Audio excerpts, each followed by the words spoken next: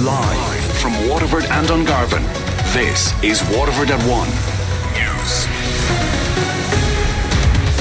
Good afternoon, I'm Sinead Aherne. Today's top stories: the government's agreed to reopen pubs from September 21st. It's emerged that thousands of healthcare staff in the South East have been overpaid for their work. Mairead McGuinness has been selected as Ireland's new EU Commissioner. And in sport, Waterford FC's Brian Murphy will return to Dalymount Park for the first time in 13 years this weekend. Cabinet ministers have agreed to reopen all pubs on September 21st, while there's concerns that Dublin and Limerick are on a knife edge when it comes to further coronavirus restrictions. Our political correspondent Sean Defoe reports. This morning, Cabinet gave the go-ahead for all pubs to reopen from September 21st. The guidelines for pubs that don't serve food are likely to be similar to the ones open already, including keeping customer records, time slots, table service and no queuing at the bar. However, the opening will be subject to any specific local restrictions that are in place in those counties, with the Cabinet warning there's particular concern over Dublin and Limerick. One senior source said both counties were on a knife edge when it comes to further restrictions being needed. Another played that down, but said there is a high risk of more restrictive measures if the spread of the virus in Dublin in particular continues to rise. A full lockdown is unlikely, but more strict measures may be looked at. Ministers will review the current situation later in the week, when the current nationwide restrictions on gatherings, sporting events and other parts of life will also be looked at ahead of their planned expiry on Sunday. The government's also continuing to work on a more long-term plan for living alongside the coronavirus, which will be published next week. Sean Defoe, Leinster House. Sinn Féin's health spokesman is Waterford's David Coleman. I'm of the view that we need to ensure that people can live with the virus.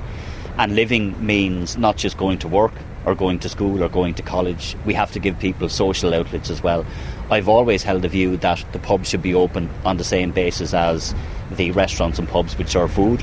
In fact, I don't see any sense in the requirement for serving food in the first place. Sean Furlong's the owner of the New Geneva in Passage East. He says he opened with a restaurant out of desperation at the end of July. We were up to 7 days a week as a restaurant, which is a simple burger and pizza and chicken goujon chips menu, straightforward bar food menu with a special on every day. And it worked very well for summer. But now coming into the winter, it's going to be very difficult to justify it, like let's say in October, November, having the kitchen open midweek. So it gives me now the opportunity to perhaps close midweek with the food 3 days a week and open up the weekends, when it'll be actually profitable. Doctors are reporting a surge in the number of children being assessed for COVID-19. The Irish Medical Organisation says it has been struck by the amount of inquiries from parents, despite an expected increase after schools reopen. It says the increase in demand shows parents are monitoring their children's health closely. The number of cases at University Hospital Waterford has fallen. According to the HSE's daily operations update, there was one confirmed case of COVID-19 at the hospital as of 8 o'clock last night. A further 3 cases were awaiting the results of coronavirus testing at the time. Elsewhere in the South East, there were 3 confirmed cases in both Wexford General and St Luke's in Kilkenny. There was just 1 confirmed case in South Tip. Approximately 3,000 health service staff across Waterford and the South East have been receiving the wrong pay for their work. The HSE has confirmed the error, which saw the premium rate for night duty incorrectly added on for many staff, as Owen Dalton reports. The HSE says it identified the overpayment for roughly 3,000 staff in Waterford and the wider region as part of a review of attendance. Its electronic system accidentally calculated extra pay for a range of nursing, clerical and support staff at University Hospital Waterford and several other facilities. It's understood the night duty overpayment was mainly received by daytime staff who were rostered to work some of their shift after 8 p.m. The HSE has apologised to all staff for the error and says it will correct its system to stop the overpayments. What's not yet known is how far back in time the overpayments go or their extent. This may become clearer after Thursday 17th of September, when the HSE correction comes into effect. The health body is also seeking talks with several unions to recoup the money paid in error. But one of those unions, SIP2, says that any discussion on recouping the overpayments must start from the position that the error was down to the HSE and not the fault of any staff. Mairead McGuinness has been named as Ireland's new EU Commissioner. The Vice President of the European Parliament succeeds Phil Hogan in the role.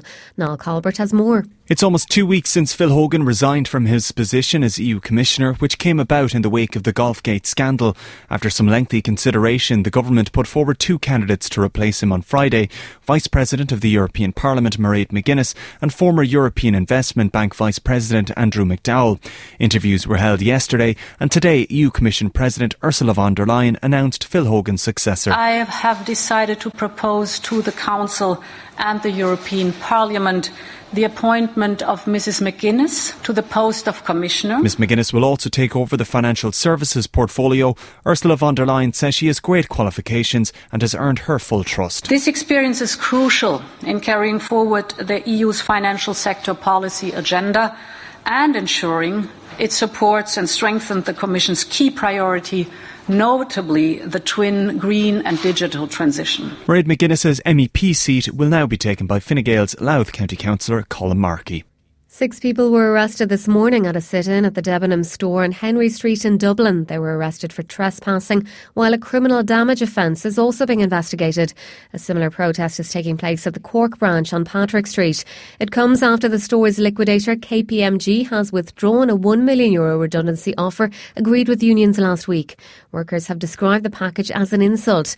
Jane Crowe was one of the 6 people arrested. I've never even had as much as a parking ticket before.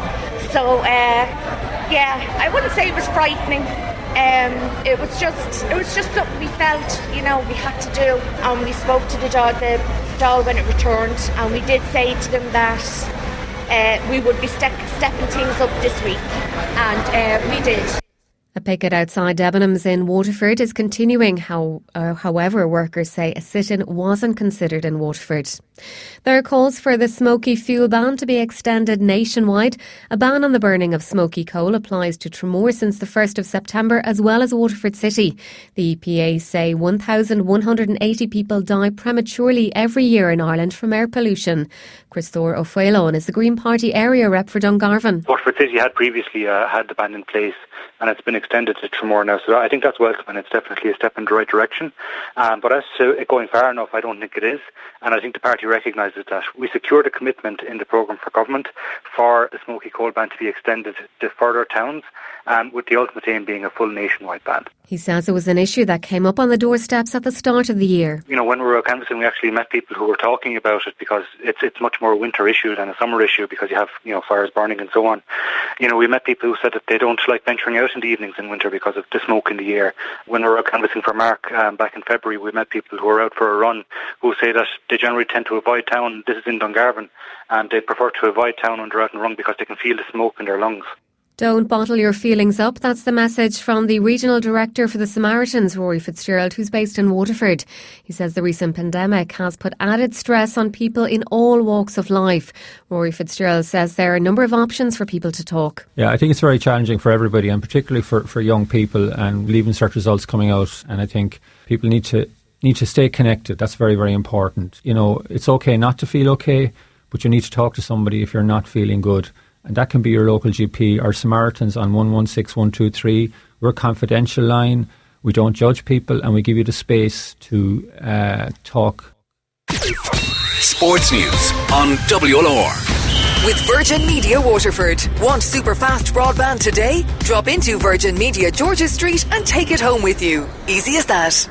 Starting with soccer, where Waterford FC's Brian Murphy will return to Dalymount Park for the first time in 13 years this weekend. The Blues are away to Bohemians on Friday evening. Brian won every possible honour with the Gypsies, including Goalkeeper of the Year and Player of the Year.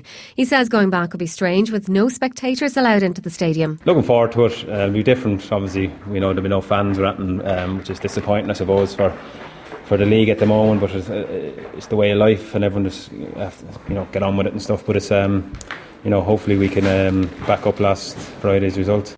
Kick-off is at 5:45 on Friday, and WLR will broadcast the game thanks to McConnell Motors.